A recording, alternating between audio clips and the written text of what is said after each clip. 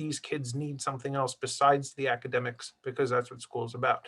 That led into, more clubs being introduced, more organizations, National Honor Societies opening up. And when sports started on January 4th, you started to see the change as from January 4th till now. Our soccer team won the county championship.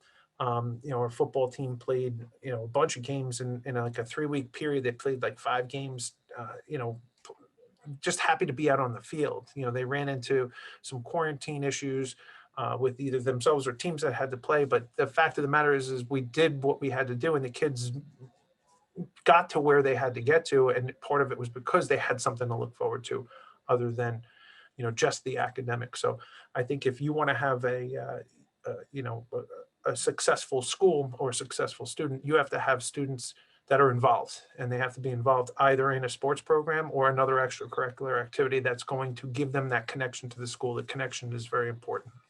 If you're going to go above that 2%, you needed a higher majority. I believe it was a 60% majority. We haven't done it in Commack, but that's really where you're going to get the money for your school. So what the people are able to pay based on who lives there. When I was buying a house, I couldn't afford a house in Commack back in 1990. So I moved to a district where my property taxes were going to be able to be lower. And I happen to live in a local district where my taxes are still on the lower side. And, the money that we pay for in our programs, things have been brought into that school that are similar to what Commack has. So it's not that and it doesn't have as high maybe a socioeconomic background, but you have the opportunity to be able to try to find things to bring in that are going to go there. I can't really speak for those other districts because I've never worked in one. The only district I've worked in is Commack, but I can speak from our perspective that we've taken what we have the ability to. And how much is Comac's budget this past year? I think it was something close to 200 million. Correct? Yeah, I believe at this point in time, we just went over 200 million. I think last year was 199. So for this school year it was 199. I believe it's over. I don't have that information in front of me now, but I think it just went over to 200 million. And of that 200 million, 75% are the contractual salaries. So that's usually what's going to be, a big player in your in what your budget's going to be. So if you have, a contract that has X amount of people earning X amount of dollars, and every year they get a raise or they get a step increase, that's a big part of what you have. So you had used the word decrease before. If you decrease budget, you're either going to decrease one of two things. You're going to decrease the teachers or you're going to decrease the programs.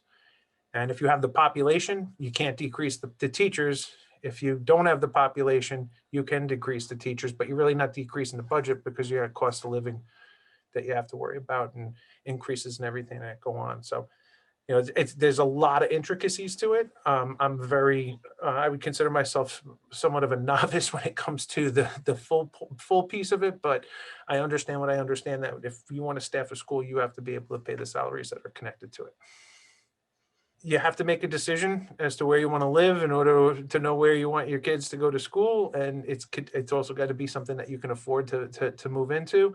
And one of the things sometimes is you reach for knowing that your kids are going to get a good education. Hey, look, I'll go with a little less in the beginning. Hopefully I'll be making more money to be able to be more comfortable.